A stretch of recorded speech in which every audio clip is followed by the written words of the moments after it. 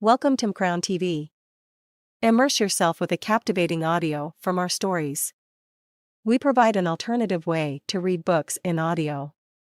We upload many audiobooks as possible, from bestsellers to timeless classic.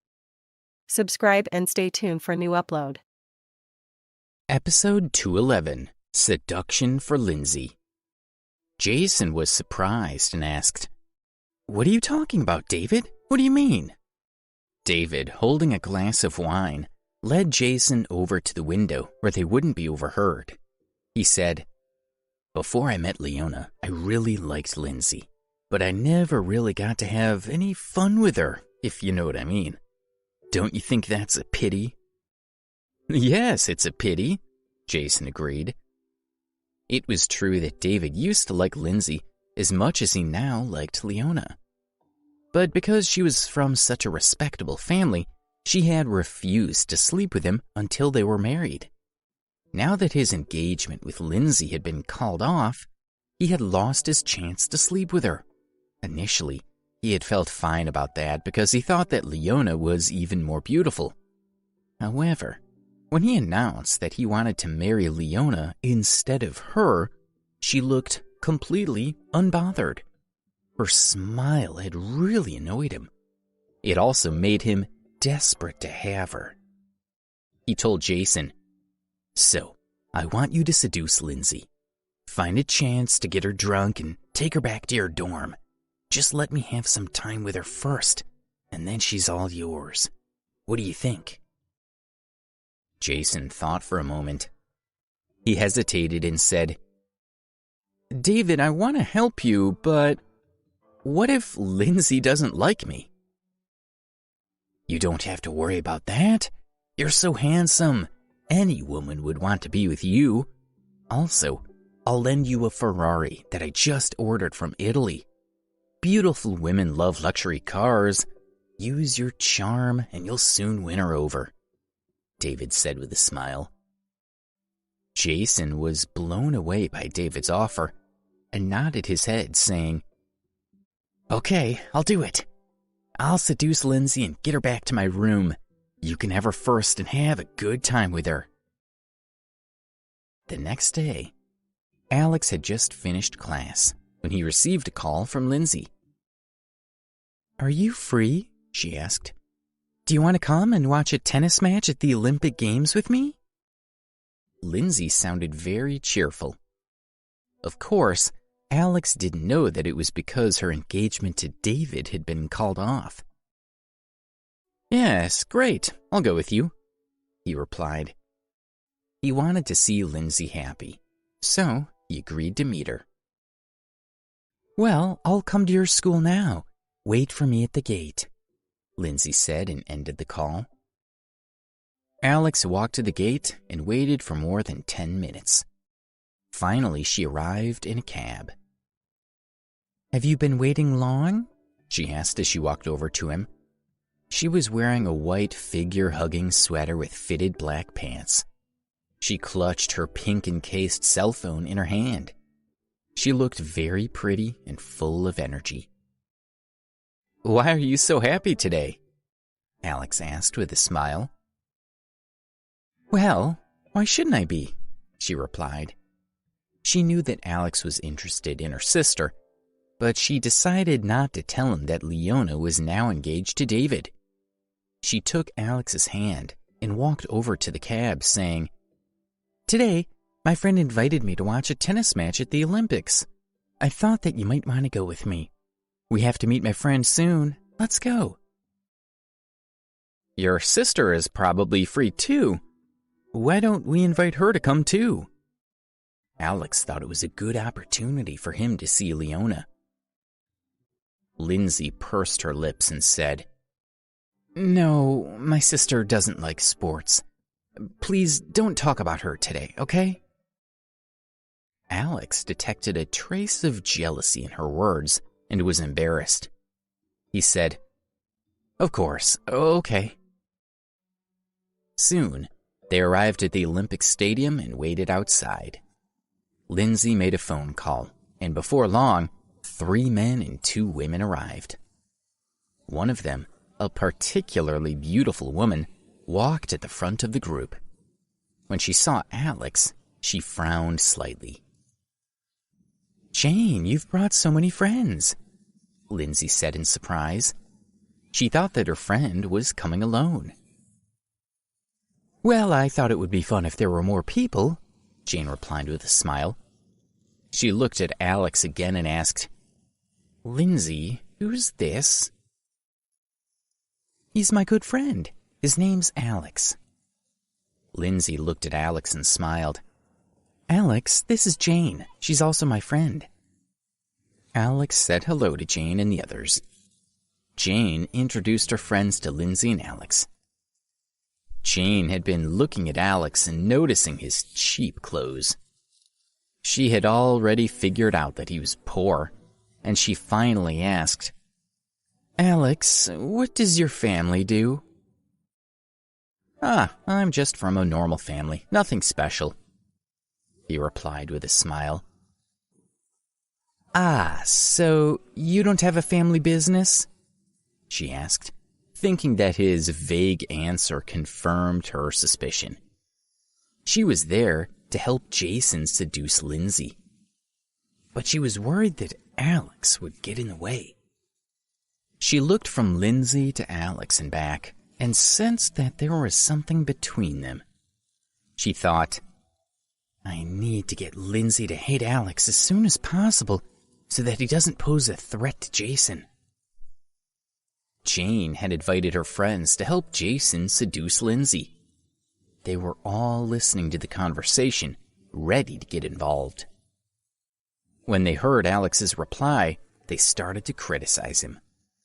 One said scornfully, "You do understand that Lindsay is a member of the Marvel family. Are you with her because of her money?" "Why don't you just leave? Although none of us are from families like hers, we at least have some money. You're clearly out of your league here. You're not the sort of person she should associate with," said another. Another said, "Yes, I think he has bad intentions towards Miss Marvel." "Jane, tell your friends to stop. I don't need their opinions on who I make friends with," said Lindsay angrily. She took Alex into the stadium. "Lindsay, wait a minute. We're still waiting for someone," Jane called. "Who else is coming?" Lindsay's face was dark. If Jane had told her that she had invited so many people, she wouldn't have come. Before Jane could reply, there was a huge roar, followed by a dazzling blue light on the road. It was a magnificent Ferrari. Instantly, everyone's eyes were focused on it. "Whoa," said one man. "How beautiful," agreed his girlfriend. "I'd die to have one of those," another man commented wistfully. Everyone watched the sports car slowly drive into the square in front of the stadium. Cars weren't allowed to park there, but the security personnel was not about to challenge the owner of such an expensive Ferrari. The car slowly stopped next to Lindsay. The door slowly lifted and a young man stepped out. He was wearing a light blue shirt and white pants. His hair was slickly groomed, and he was wearing a pair of black designer sunglasses. It was Jason, and he looked every bit the son of a very wealthy family. Jason was feeling very arrogant and superior, having made such an impressive entrance in David's car. He knew that he looked handsome, and had no doubt that he would attract Lindsay's attention. "Jason, you're here," Jane greeted him with a smile, and then turned and said to Lindsay, "Lindsay, this is Jason. He's also from one of the top families in the city. You guys must have a lot in common." "Hello, Miss Marvel." Jason reached his hand out to Lindsay. He had never met her before, so had asked Jane to introduce them. "Hello." Lindsay just nodded to Jason but didn't shake his hand. She realized that Jane had probably only invited her to set her up with this man. "Everyone's going in. Let's go," she said as she took Alex's hand and walked toward the venue. Jason was disgruntled as he watched her walking off with Alex. "Jason, don't worry about him. He's just a poor kid she feels sorry for. You have nothing to worry about. When we're in there, we'll help you make sure that Lindsay falls for you," Jane told him confidently. The others nodded. The group went to the best box in the stadium, with the best view of the match. All of Jane's friends were very impressed with their seats. "This is the best box here. It was reserved by Jason. It can't be booked by just anyone," Jane said aloud, and several of her friends immediately echoed her words. One said, "Yes, we're so lucky to be friends with Jason. Thank you, Jason." "Only Jason could reserve a box like this for us," said another. Although it was all for her benefit, Lindsay was not listening to them at all. She and Alex were sitting in front of the glass window, watching the game with interest. Jason was angry as he watched them. He couldn't understand why Lindsay was so interested in that loser. He winked at Jane, who quickly went over to Lindsay and said, "Lindsay, it's rare for Jason to come out with us. Usually he's too busy with his businesses. You should have a good talk with him. I think you probably have projects that your families could help each other with." Jason walked over with a smile and said, "By the way, Miss Marvel, my father has a business proposal that he's looking for an influential family to partner with him on. Let's talk about it.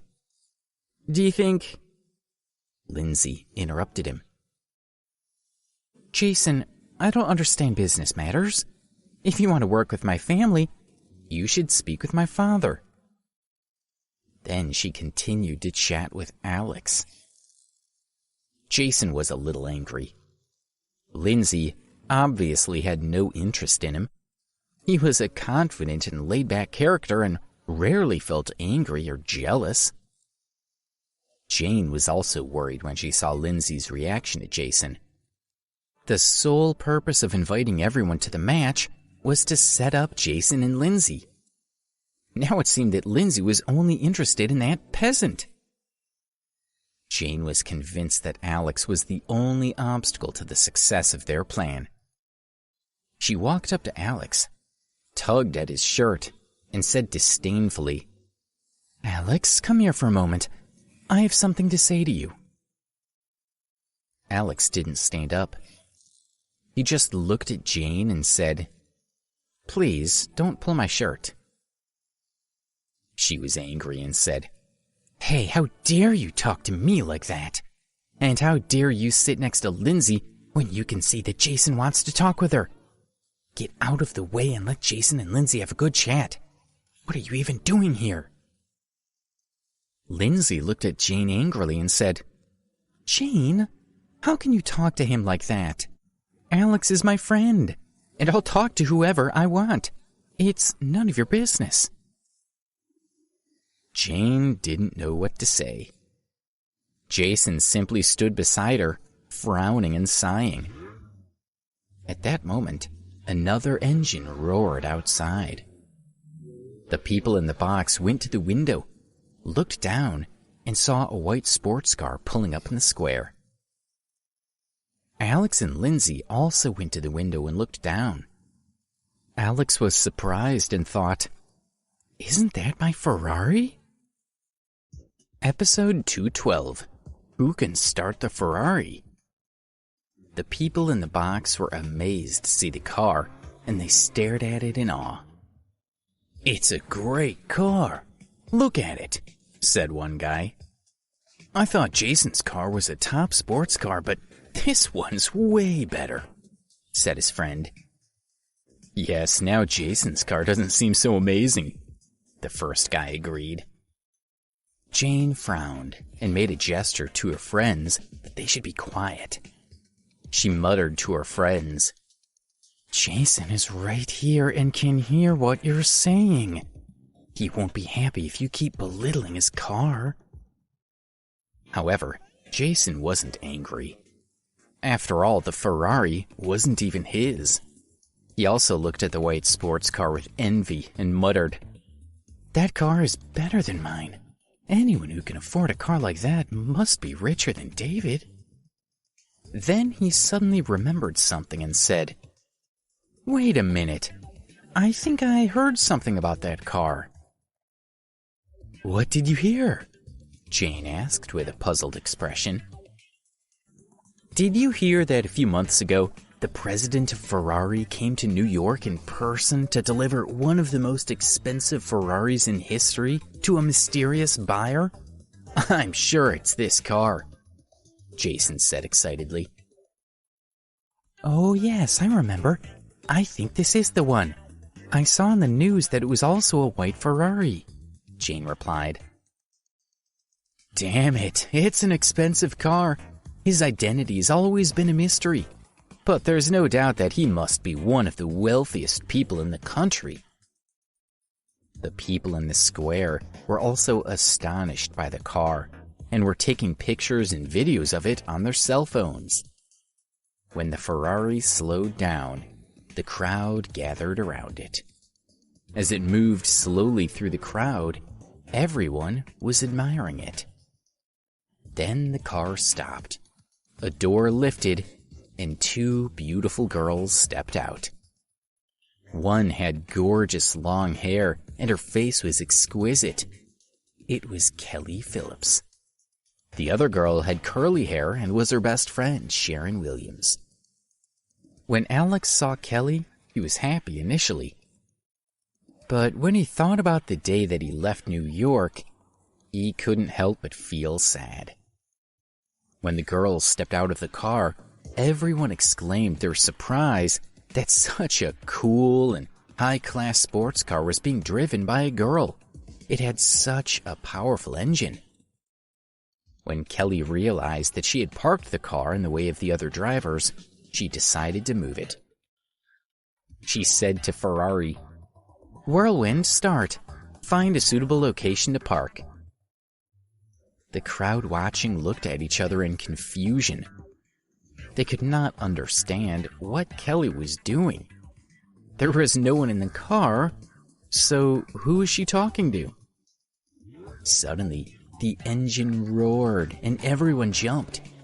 Then, something happened that shocked them even more. The Ferrari started to move. Some people wiped their eyes in disbelief. What they were seeing couldn't possibly be true. They watched the driverless Ferrari reverse, then turn, then slowly stop at the edge of the square. "It's a voice-controlled Ferrari!" someone shouted. His friend said, "Let me see it. I can't believe it. As far as I know, that's the most advanced technology available. It's only just been developed in Italy and hasn't been used in commercial cars yet. How can this car have it?" "How wonderful. This must be the best car in the world," someone else said. Everyone looked at the car in awe. Sharon put her arm around Kelly's shoulder and whispered, "Kelly, it's so cool to come out in your car today. I feel like a movie star everywhere we go. It's so great that you finally decided to take the car out instead of leaving it at home to collect dust." Kelly said with a smile, "I know, but remember, this car is actually Alex's. When he left New York, the manager of Metro Skybank sent it to my house. Although he said that I could use it at any time, I was too scared because it's not mine and it's so valuable. I'm so afraid I'll damage it." Sharon said with a smile, "I think even if you did damage it, Alex wouldn't make you pay for it." "Nonsense. Even if we are friends, any repairs would cost a fortune. Of course we would have to pay for it," Kelly said. "Ignore me. I forgot that you always stick up for Alex." Sharon winked at Kelly and asked softly, "Kelly, did you really come to see the games? Or did you come to see Alex?" "I've told you so many times, I just want to watch the games. It's not about Alex," Kelly replied. "Well, arriving in a sports car like this, he's surely going to notice you. You must realize that it'll increase the chance that we'll meet him." However, Kelly hadn't considered that. She really was trying to forget about Alex, and she had assumed that it would be almost impossible to bump into him at the stadium. By that time, the crowd around the Ferrari was enormous. Some were live streaming from their phones and sharing the footage on Tryst, while others were taking selfies with it. Some were circling around it, carefully inspecting every detail. However, none of them dared to touch the car, in case they accidentally left fingerprints on it. Some onlookers remembered the words that Kelly had used to control the car and started to wonder if they could do it. Some people started trying. "Whirlwind, start! Open the door!" one said. "Whirlwind, start! Reverse!" said another. "Whirlwind, start!" someone else shouted excitedly. More and more people were trying to start the car, and everyone was getting excited. Jason and the others in the box had stopped looking at the Ferrari below them, but they could still hear everyone praising it. Jason sat next to Lindsay and said, "By the way, Miss Marvel, I have a surprise for you. Knowing that I would be seeing you today, I contacted a friend and asked for a favor. He has arranged for us to go horseback riding in the national park. He's reserved 2 riding teachers for us today. Please agree to go with me." David had arranged the excursion for him and had arranged a romantic picnic afterward. It was all designed to help Jason win Lindsay's favor. Lindsay replied, "Thank you, but I'm not interested. Alex and I will stay here to watch the game." Jane quickly stepped in. She advised, "Lindsay, don't say that. Jason has gone to a lot of trouble to organize this for you, and his friend has booked the riding teachers. Can't you see that if you don't go, that will put everyone in a difficult position?" Lindsay thought for a few seconds, sighed, and said to Alex, "Okay, Alex, let's both go." Jason looked happy as he said, "Great, let's go now." They walked out of the stadium. When they reached Jason's sports car, he said to the group, "You all go to the bar or something. Miss Marvel and I are going horseback riding." Lindsay tightened her grip on Alex's arm, looked at Jason and said, "What did you say? You think you and I are going?" "No, I'm going with Alex." Jason was so jealous that he gritted his teeth and lied. "Miss Marvel, my friend has booked the riding lessons for you and me. They said that they will only do it for us." Jane quickly echoed, "Yes, Lindsay, you should go with Jason. It would be no fun with this loser anyway." "Yes, Miss Marvel, go with Jason," said one of his friends. "That loser isn't even worthy of being your friend," said another. "Jason is much better than that peasant," said another. Jason walked over to Alex and shoved him. He said, "Look at me, loser. Don't you see that Miss Marvel and I have plans today? What are you still doing here?" Alex tried to push Jason away, but Lindsay got there first. She stepped in front of Alex, pushed Jason back, and glared at him. She said, "What are you doing? I don't want to go with you. Go away." "Miss Marvel, I..." Jason was speechless. He tried to suppress his fury. When he looked at Lindsay's angry expression, he knew that she was determined not to go with him, so he apologized and said, "Okay, I'm wrong. Miss Marvel, please don't be angry with me." Jane stood up for Jason again, She said, "Yes, it's fine. We're all friends here. Lindsay, don't hate Jason.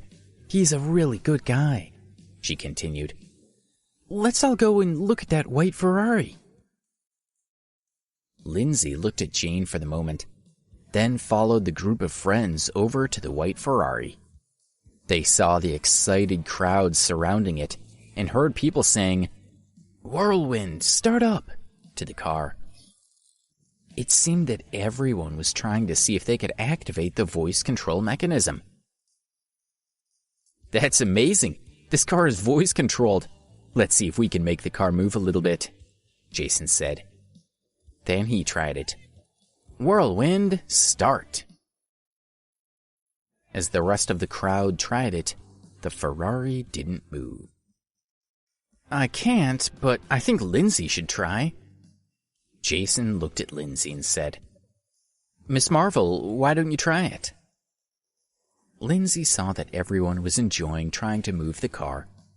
So she said to Ferrari, "Whirlwind, start." Lindsay also waved to encourage the Ferrari to move, but the car didn't start. She laughed happily. "It won't even move for Lindsay. I think the Ferrari must be deaf," Jason said with a smile. "I'll try too." Jane was also excited. She said to Ferrari, "Whirlwind, start." Jane's friends also came to join in the fun. "I'll try too. Whirlwind, start," said one. Another said, "I don't believe it. Whirlwind, start." "I'm sure I can do it. Whirlwind, start.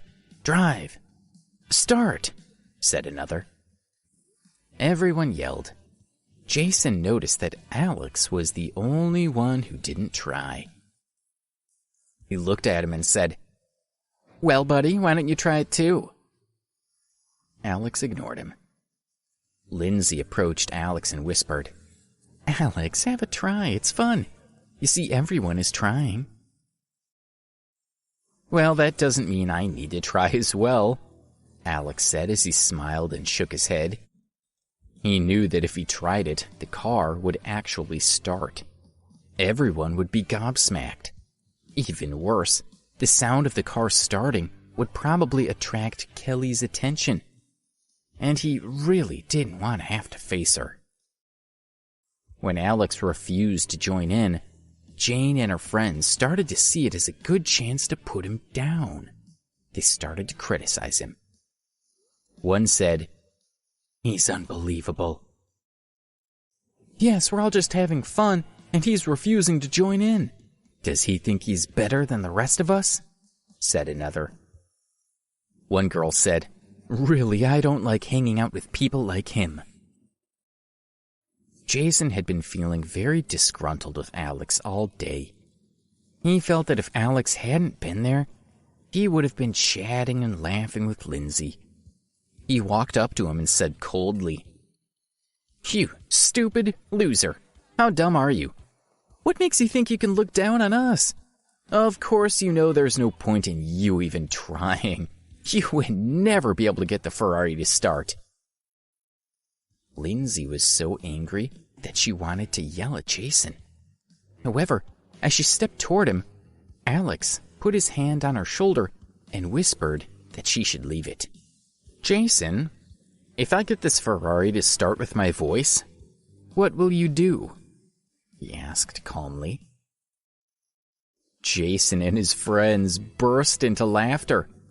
He said, "Oh man, my stomach hurts from laughing so much.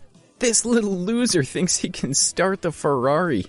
I've met idiots before, but never anyone as stupid as him."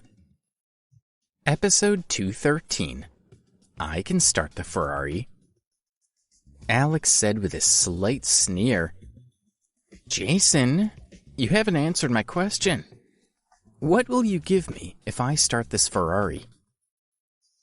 Jason snorted and said in a loud voice, "If you really can start it, I will walk out of here on my hands and knees and leave Miss Marvel to you.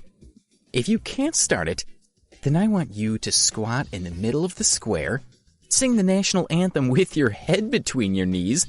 Shout out to everyone, "I'm a big fool," and stay far away from Miss Marvel. Okay? Alex nodded and said, "Okay." Everyone laughed. They thought Alex would definitely lose the bet. How could a loser like him start this luxury Ferrari? "He's so stupid," said one guy. "Yes, I'm sure he can start it. Absolutely," said another with heavy sarcasm. "Alex, we all saw that owner of the car is a pretty girl. If you want to start it, you have to speak in a high voice and pretend to be a girl," joked another. Lindsay worried about Alex. She gently stroked his arm and whispered, "There's no need to bet with him. Let's just go." "No, just watch. It'll be fine," Alex said with a smile. He went to the front of the Ferrari and touched the hood gently. He looked back at Jason and said with a smile, "Jason, remember our bet?" Then he looked back at the car and said in a loud voice, "Whirlwind, start." The Ferrari's lights flashed. Everyone froze and stared at it suspiciously. Was it really going to start? Everyone thought to themselves. Just as they had decided it wouldn't, the engine roared into life. The people closest to the car fell in shock. The engine continued to roar, and the headlights flashed. Everyone looked at Alex with admiration. "The Ferrari's started," someone said. "Oh my gosh, this man really started it," said someone else. Alex looked at Jason and the others and saw that their faces were full of surprise and disbelief. Jason stepped back as Alex said with a smile, "Jason, I've started the car. Now, are you going to fulfill your promise?" "What?" Jason was flustered for a moment, but quickly regained his composure. He said with a sneer, "You stupid loser! There must be something wrong with the car that made it so you could start it. How can you expect me to keep my promise? Do you really think you deserve that?" Lindsay walked up to Alex, pointed at Jason and said, "Jason, you are shameless. You're not even a man." Lindsay took Alex's hand and said, "Let's go. Ignore this sore loser." Alex didn't move. Instead, he said, "We're not going anywhere until Jason's done as he promised." He looked at Jason's stony face and said with a smile, "Jason, are you going to go back on your word?" Jason laughed and said, "Hey, I'm not doing anything for you. You're nothing compared to me. How dare you challenge me?" "Okay, then don't blame me," Alex said. He turned to the Ferrari again and said, "Open the doors." With a mechanical whirring sound, the doors on both sides of the car slowly lifted. The onlookers were surprised again. They looked at Alex with even more admiration. He had clearly not started the Ferrari by luck. Could he really be the owner of the car? Alex took Lindsay's hand and walked over to the car. They stepped inside. He held the steering wheel and slowly drove it toward Jason. Jason saw that Alex was driving the car toward him and cried, "Wait a minute, what's he doing?" He was terrified that the car would hit him. Jane and the others were also scared, and they started to move away. They were all afraid of being run over. Jason saw that the car was about to hit him, and he closed his eyes. His body was stiff, and his legs felt weak. He waited for it to hit him at any moment. The onlookers around him cried out and covered their eyes. A few moments later, he was still waiting. He had felt nothing. He opened his eyes and saw that the rear of the Ferrari was only a foot away from his body. Alex had deliberately swerved to avoid him. Jason had not heard the car swerve away because he had been so tense. He saw Alex sitting in the sports car sneering at him. Suddenly, he noticed a weight on his feet. When he looked down, he saw that 2 silver ropes attached his ankles to the bottom of the car. The onlookers were amazed. One said, "Damn it, this Ferrari is so powerful. Its technology is incredible." Another agreed, "It's so cool. If I had enough money, I would spend it all on this car." When Alex drove the Ferrari forward, Jason was pulled by the rope and quickly lost his balance. He fell to the ground with a thud. Alex drove around the square, dragging Jason behind him. Jason was rolling on the ground and scraping his back against the gravel. He was screaming in pain. When Alex stopped the car, his pain was temporarily relieved, but his clothes were ragged. No one could bear to see Jason looking so miserable. Jane and the others were terrified that Alex would do the same to them. Jason crawled up unsteadily from the ground. His shirt was shredded, exposing his back, which was scratched and bloody. In his rearview mirror, Alex watched Jason staggering to his feet. He pressed his hand on the car's flame-spraying button, and 4 flames burst out of the car's exhaust pipes toward him. The flames roiled dramatically, flickering out at him without quite touching him. The heat made his hair curl.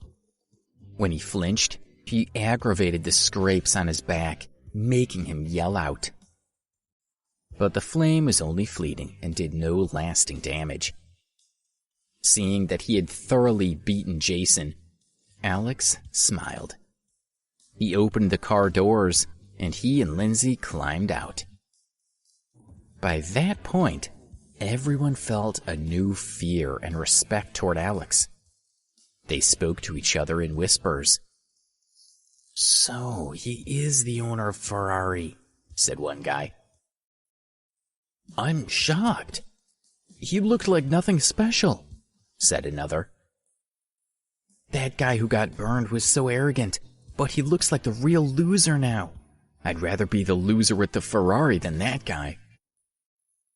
When Jane and the others saw Alex get out of the car, they didn't dare to run away. Jane was thinking, "If Alex can afford to drive such a car, he must be very powerful. He'll be able to find us wherever we go." Several of them approached Alex with trembling legs. Now that they had seen what he was willing to do to a guy from an important family, they were scared about what he would do to them. Jane kneeled in front of him and pleaded, "Alex, I'm so sorry. I was wrong. Please don't hurt me." Jane's friends also kneeled in front of him and begged him not to hurt them. "Alex, we were wrong," one said. "I'll never treat anyone like that again," said another. "I'm a terrible human being. Please let us go," someone else pleaded. Alex looked at Jane and thought about what she had said and done earlier. He wanted to do the same to her that he had done to Jason. But Lindsay gently took his arm and said softly, "Alex, let her go. After all, she is my friend." Alex sighed and nodded. Jane and the others were ecstatic and thanked them both profusely. "Thank you," said Jane. Lindsay said solemnly, "Jane, I know you like money, but please try to be a nicer person. Otherwise, I don't want you as my friend." "Yes, I know, Lindsay. Thank you for saving us," Jane said quickly. Behind her, the others were muttering their thanks to Lindsay in low voices. "Thank you," said one, and "Thank you for speaking up for us," said another. "All right, you can get out of here," Alex told them coldly. Jane and her friends got up from the ground, nodded to him, and ran away. Lindsay looked at him, smiled, and asked, "Why do you pretend to be poor when you're so rich?" This reminded him that Kelly had driven here in the Ferrari. He thought, she must have heard the engine roaring. It's too late to get away now, but I really don't want to see her. Well, the truth is that the owner of this car and I are just good friends. Let's go now. He was trying to pull Lindsay away when he heard a gentle voice behind him calling, "Alex." He recognized Kelly's voice and froze. For some reason, his disordered and complicated heart suddenly became peaceful when he heard her voice.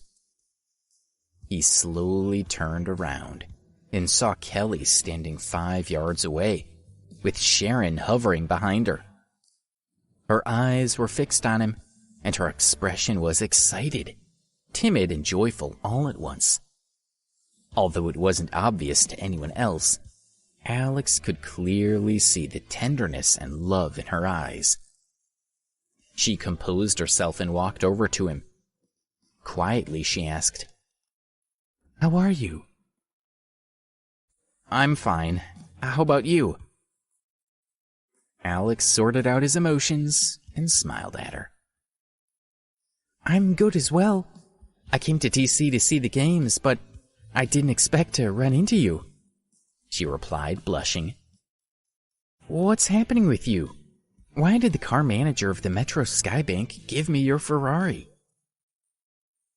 "I had a small problem, but it will be resolved soon." He didn't want Kelly to worry about him. If she knew that he had become a loser on the street again, she might decide to stay and try to help him. He thought, before I left, I recorded Kelly's voice on the Ferrari computer and changed the owner's name to hers. The car is in her name, so Robert must have given it to her. "Have you found Debbie?" Kelly asked. He replied, "Well, she has been found, but now there's a misunderstanding between us that I'm trying to resolve. But I believe that'll be sorted out soon." Kelly then gave Alex a quick hug, nodded to Lindsay, and climbed back into the Ferrari. Sharon waved at Alex and Lindsay before climbing into the passenger seat. As they drove away, Sharon asked, "Kelly, were you really looking for Alex when you came to DC? Why don't you at least stay and have dinner with him now that you're here?" Kelly said with a smile, "I'm satisfied just to have seen him. He and Debbie are the best match for each other, and I'm happy for them." Episode 214, The Woman in White. "Who is she?" Lindsay asked. "She's a very good friend of mine," said Alex, feeling a little sad that Kelly had gone. Lindsay thought that there was more to their relationship than just friendship. She said to him, "Don't feel sad because of her. Do you want to hang out with me for a bit?" Alex nodded and said, "Yes." They took a last look at Jason, who was craning his neck to try to get a look at the scrapes on his back. Then they climbed into a cab and drove away. Jason was taken to the hospital, where he was told that his injuries weren't serious. Once the doctor had dealt with his wounds, he was sent to the general ward. When David heard what had happened, he rushed to the ward to see him. Jason said bitterly to him, "David, I'm sorry. I didn't get close to Lindsay. She hates me now, and it'll be impossible for me to win her over." "What? I even lent you my new Ferrari. What happened?" David asked coldly. It's not my fault. There was this loser called Alex. He's friends with a rich lady in New York who drives an even better Ferrari than yours. It turns out that Lindsay also really likes that jerk. When I said a few negative things about him, she turned against me. And it was him that caused me these injuries, Jason said bitterly. Alex? David was shocked. He remembered that Debbie called her boyfriend Alex in her diary. He found it hard to believe that it was the same man. He pondered for a few minutes, then stopped thinking about it. He asked, You said he has a friend with a better Ferrari than mine? Who is she? I don't know. Listening to their conversation, she seems to be a rich girl from New York, Jason said. New York? He tried to think of who she might be. As he was thinking, his bodyguard, Tom Martin, walked into the ward and said, David, I have some information for you about the two people you asked me about. The Ferrari driver is Miss Kelly Phillips from New York, while Alex is a student of Richmond University. It's said that he has donated more than €1.5 million to the university recently, but that he is actually poor. It's not known where he got this money from. David thought for a moment and said coldly, I've heard of the Phillips family. They're a reasonably wealthy family from New York, but they're not a particularly important family compared to mine. Forget her. But who is this Alex? Jason said, David, that little loser is an obstacle. With him in the way, no one else will have a chance with Lindsay. He thought again and replied, If Lindsay is so hard to get to win over, I won't bother trying.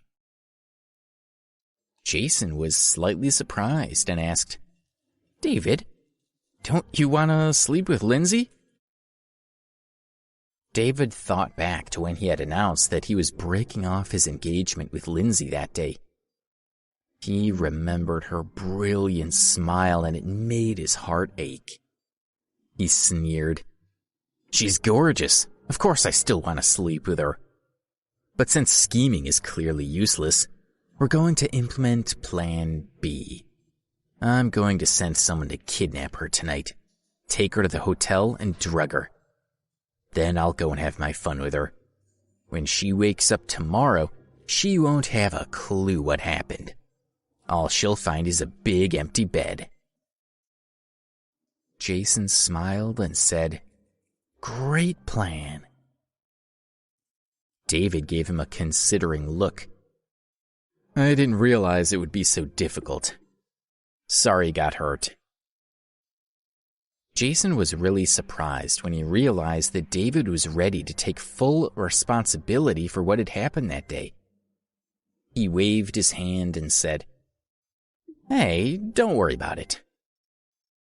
Jason stared coldly at Jason and said, You can rest assured that, although I've taken the blame this time, I promise I won't forget it.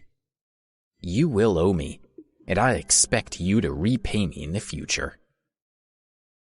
Jason thought, He's apologizing now, but he clearly still wants something from me. But I have to be careful to make sure this working relationship doesn't go sour. He said, Listen, David, I take responsibility for today, but I hope that you'll remember what I tried to do and help me with my business as you promised. David said leisurely, Yes, of course. Then he looked at Tom and asked, Do you know where Alex and Lindsay are now? He replied, They're hanging out together in downtown D.C. Your family does have a lot of hotels in that area. David said coldly, Okay, order Fergus Plummer to help and inform me the moment that he brings Lindsay to the hotel. Yes, sir. Tom took his orders and then rushed out. Alex and Lindsay had been hanging out together in downtown D.C. for more than 2 hours, and the sky was already dark. "Let's go have dinner. Then I'll take you home," Alex suggested. "Okay," Lindsay agreed. She was holding a few trinkets that she had bought. She had spent most of the day with Alex and was feeling very happy. They went to a pedestrian street where there were a lot of restaurants and bars. They found a particularly nice restaurant called The Playful Hare, which had colorful lights hanging across the door. They looked very beautiful. They entered the restaurant together. It was dinner time, and there were already a lot of people eating inside. They sat down at a table and quickly ordered. Alex suddenly spotted a beautiful woman sitting in the corner of the hall. She was dressed in a white antique dress with a white hat, a white face mask, and huge round sunglasses.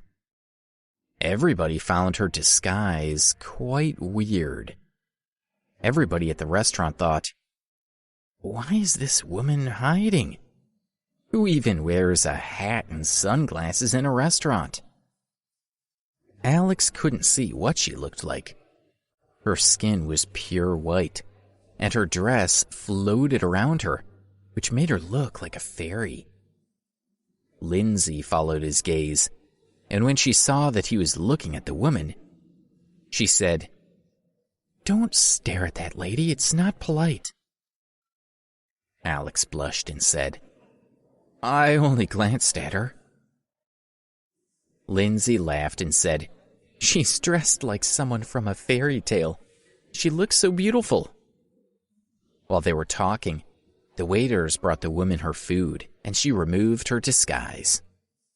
Alex saw that she was a beautiful woman in her 40s, with perfect features and a graceful appearance. All the guests sitting around her were secretly watching her too. One of them accidentally put his cutlery into the ashtray and put the wrong end of his cigarette into his mouth. When he realized that it was the wrong end, he spat it out onto his plate. Alex and Lindsay saw him and smiled at each other. Their dishes were served and they began to eat. Then they noticed that a lot of the diners were walking outside. It seemed strange. Alex looked around and saw that several waiters were standing beside a few of the tables. He watched as one of the waiters whispered something to the guests. Then the guests stood up and left. Alex was confused. It was obvious that the waiter had asked the guests to leave, but he couldn't imagine why. He wondered if they would also be asked to leave. He thought, "When the waiter comes, I'll ask him what's going on. I don't need to worry about it now. I'll just enjoy my dinner with Lindsay." "Boss, come here," one of the waiters suddenly called out. He was standing next to the lady in white. A few moments later, a man in a suit approached her table. Alex guessed that the woman was refusing to leave. "Let's go and see what's happening," he said to Lindsay. They walked over to the lady's table. The waiter and the restaurant manager were arguing with her and didn't notice Alex standing behind them. The manager frowned and said, "Miss, we have promised not to charge you for the meal. Would you please leave now?" "I just want to enjoy my dinner. Please leave me in peace. I'll leave when I've finished my meal," the woman replied. "I've asked you politely several times, but you're refusing to listen. Do you assume that just because we're being polite, we won't make you leave?" the manager said angrily. Then he called, "Waiters, come and escort this lady out for me." "We're coming, boss," replied the two waiters. Alex felt that the manager was being completely unreasonable. They were planning to use brute force against the beautiful woman. He couldn't keep his mouth shut, and he said in a loud voice, Hey, what are you doing? The manager looked at him. When he saw that it was Alex who had spoken, his face changed to an expression of surprise and fear. He took a step back, but quickly recovered and said, "It's nothing for you to worry about." Then he said to the two waiters, "Why are you two just standing there? Please escort this lady out for me." One of the two waiters grabbed the lady's arm and tried to lift her out of her seat. "What are you doing?" Alex cried, as he pushed the two waiters aside and stood in front of the woman. He said to the manager, "How can you run a business like this? What are you doing? How can you treat your guests so rudely? If you run a restaurant in this way, it will close down in a few months." When he had finished scolding the manager, he turned to the woman in white and said, "Miss, the service in this restaurant is so bad that we don't want to eat there anymore. Would you like to come and eat with us in a different restaurant?" Lindsay took the woman's hand and said, "Yes, let's go and find another restaurant and have dinner together." "Okay, let's go together," said the woman with a small smile. She stood up to leave with Alex and Lindsay. But the manager stopped Alex with his arm. His face was gloomy, and he said in a deep voice, "She can leave, but you two have to stay." "What? You can't make us stay. Get out of the way," Alex said. He pushed the manager out of the way and tried to leave, but the manager grabbed his clothes and said, "You can't go." At that moment, a few young men raced in. The one in front looked strong and aggressive with a layer of stubble on his chin. He looked at Alex and said with a smile, "Now try and leave." Episode 215, The Mysterious Voice. "Fergus, what are you doing here?" the manager asked when he saw the strong man walking in with his group. The man was Fergus Plummer, the boss of the criminal underground in downtown D.C. After receiving David's order, Fergus sent his younger brother to find Lindsay. When he received a report that she was at the Playful Hare, he immediately ordered the manager to clear out all the other diners. He wanted to tie Lindsay up there, drug her, and take her to the hotel for David. As for the loser named Alex, he planned to teach him a lesson that he wouldn't forget. The waiters had heard terrifying stories about Fergus's brutality. Although they knew that he was not looking for them, they were still afraid. They stood still, trying not to breathe. By that time, there were only 3 guests left in the restaurant: Alex, Lindsay, and the woman in white. The manager told the waiter to close the door. When Alex and Lindsay saw this, they both felt very uneasy. The woman in white remained calmly sitting in her seat. She had put on her disguise, and she didn't want to see what was happening. Fergus sat down in a chair, glanced at Alex and Lindsay, and smiled. He said, "Hello, Miss Marvel. How could you reject Jason in favor of this loser?" Lindsay was shocked. He knew who she was, but he still had the nerve to question her directly. She looked at Fergus angrily and said, "Did Jason send you here? What do you want? You know I'm from the Marvel family. If you do anything to upset me, my father will destroy you." Fergus sat down, crossed his legs, and took out his lighter. After casually lighting a cigarette and taking a puff, he said, "Miss Marvel, you're so beautiful even when you're angry. No wonder Jason is so besotted with you. He fell in love with you at first sight. Don't you think that you should at least go and visit him in the hospital? I'm not going to see him in hospital. Please, get out of the way. We're leaving, Lindsay replied. Fergus puffed out another mouthful of smoke and said with a smile, Miss Marvel, you're so heartless. Since Jason asked me to come here, I'll make sure I do as he asked. If you don't do as we say, I cannot be responsible for what happens to you. Then he looked over his shoulder and said, You two, bring Miss Marvel over here. Yes, of course, answered Fergus's two younger brothers. They walked over to Lindsay. She was so frightened that she grabbed Alex's arm and tried to hide behind him. Alex stepped in front of her to block the thugs from getting near her. Get out of my way, loser, said one of the thugs threateningly. You want to get beaten? Get out of the way, said the other. Alex frowned at Fergus and said, Buddy, how much did Jason give you? Why don't you try asking the Marvel family if they'll double whatever he's promised you?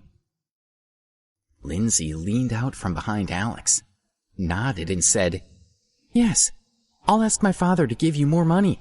I'm sure he will if you promise to let us leave unharmed. She had never been in a room with gangsters before, and she was terrified.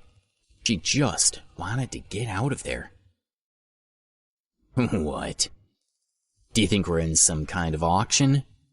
Whoever makes the highest bid wins? Fergus said. Then he turned to his two younger brothers and said impatiently, What are you waiting for? Beat this little shit for me. Yes, Fergus, they answered. One of them reached for Alex's hair and the other for his clothes. They wanted to drag him to the middle of the room to beat him up. Predicting what the two were planning to do, Alex pushed Lindsay back further so that she wouldn't get hurt. Then he thumped the outstretched hands of the two gangsters. They hadn't expected him to fight back, so he took them by surprise. They were furious and raised their fist again to hit him. Suddenly both screamed, Ugh! One had been hit on the nose and the other in the eye. Alex showed them no mercy. As they covered their faces with their hands, he kicked them both in their stomachs. The two gangsters fell to the ground, holding their stomachs and crying out in pain. The two younger brothers were lying on the ground, boiling with rage. One shouted, How did you do that? I can't believe it. I'm going to kill this punk. The other cried, A loser like you shouldn't be able to beat us? Oh, this is embarrassing. Fergus raised his hand slightly, and his younger brothers were quiet. They continued to glare at Alex with hatred. Fergus said with a smile, So, this loser has some skills. Do you think you can beat all 10 of us by yourself? I'm sure that I can't beat so many of you, but as long as I'm here, I won't let you take Lindsay. Fergus, I think we should talk about this and try to reach an agreement. What do you think? Alex said. Lindsay heard Alex say that he was going to protect her and felt grateful to him. Hey, you're a little bit brave, but you're also a little bit stupid. You're really trying to make deals with the underworld? Do you think you have that kind of capital? I'll give you one last chance. Step aside now, or I'll let my brother do what he wants with you, Fergus said. Then one of his brothers, who was standing behind him, took a dagger from his pocket. He sneered at Alex, licked the tip of the knife with his tongue, spat gently on the ground, and looked at him with a cruel smile. Alex's heart pounded, but he stayed where he was in front of Lindsay. When she saw the knife and realized that Alex was in danger, her mind became very clear. She would never let Alex get hurt for her, so she stood up and said, "Don't hurt him. I'll go with you." Fergus said with a smile, "Miss Marvel, that's a sensible decision. You will go with us, but we have some things to do here first." "Lindsay, you can't," Alex cried out. He looked at Lindsay, who smiled back at him tenderly and said, "It's okay. You don't have to worry about me. I'm just going to see Jason in the hospital. It's nothing to worry about." Before Alex could answer, Lindsay turned back to Fergus and said solemnly, "I'll agree to go with you, but only if you don't hurt him anymore. I warn you that if he gets hurt even a little, you'll have the whole of the Marvel family to deal with." Fergus flicked his cigarette butt on the ground and said, "Okay, I promise I won't hurt him." Fergus thought, "Once I've got Lindsay out of the way, I'll get some people to follow him and beat the boy hard. She won't know it was anything to do with me." He looked at Lindsay with a sneer. He was happy to have her cooperation, but he was also disgusted with her gullibility. As soon as he got her in the car, he and his men were going to drug her and take her to a hotel room, where David Drake was ready and waiting to have his fun with her. He knew that when she woke the next morning, she would barely remember what had happened. Lindsay looked at Alex and said softly, "I've really enjoyed spending time with you today. I know you need to get back to school. Don't worry about me. I'll call you when I get back." Then she smiled and went over to Fergus. Alex felt very uneasy. What Lindsay said was reasonable. It seemed like they were just taking her to visit Jason in the hospital. It shouldn't have been a big deal, but he had a bad feeling about Fergus.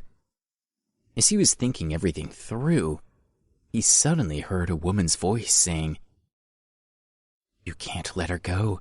Something bad is going to happen to her." He couldn't figure out where the voice was coming from. His first feeling was that it was a ghost warning him not to let them take Lindsay. He stepped forward, grabbed Lindsay's hand, and pulled her back to his side. "What are you doing?" Lindsay asked with a puzzled expression. "You can't go with him. I know something bad is going to happen," he replied solemnly. "What the hell are you doing?" Fergus asked. He was furious when he saw that the plot was about to succeed, but that Alex had changed his mind at the last minute. The 10 young thugs with him had already pulled out their daggers. Alex was unarmed. He was now facing 10 gangsters with daggers in their hands, and he knew that he had to be very careful. He wasn't sure what to do next. "Do you know martial arts?" the mysterious voice asked him. "No," he replied, suspecting that he was talking to himself. Lindsay looked at Alex and asked, "No what?" He looked back at her and was about to answer. She asked me if I knew martial arts. But before he could speak, the mysterious voice said, "Haven't you learned even the basics? Didn't you do some kickboxing training?" Alex was shocked. He saw that when the voice spoke, Lindsay didn't respond in the slightest. He looked at Fergus and the others. They were just staring at each other and arguing. Obviously, they didn't hear the voice either. Alex was surprised and felt strange. He thought, "Why am I the only one who can hear this voice? Whose voice is it? Is it a fairy or a ghost?" "Young man, why don't you answer me when I ask you something?" the voice said. Alex was respectful of the voice, but he was also afraid of it. He said, "I learned some kickboxing and some other basic martial arts when I was a child." When the others heard him talking to himself, they were confused. "Who's this boy talking to?" asked one thug. Maybe we've scared him out of his wits, said another. I think he's trying to scare us with his talk of knowing kickboxing, said a third. Alex continued. But I learned it when I was very young. Now I only remember a few of the moves. I've forgotten most of it. The voice answered him calmly. It's good that you learned it. I'll help you remember, and it'll be enough to beat these 10 thugs. But they have knives. How can I beat them?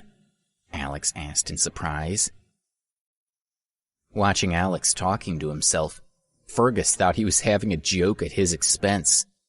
He said coldly, This loser is playing me for a fool here. Since he says he wants to fight with us, why would we disappoint him? I'll leave you to deal with it. But don't hurt Lindsay, or I'll chop you up and feed you to the dog.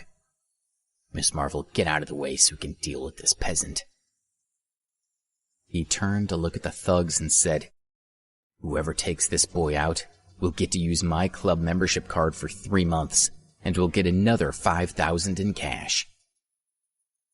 As soon as Fergus gave the order, the thugs rushed at Alex. Ah! He was startled and pushed Lindsay out of the way so she wouldn't get hurt. When he saw the thugs rushing at him, his heart started pounding.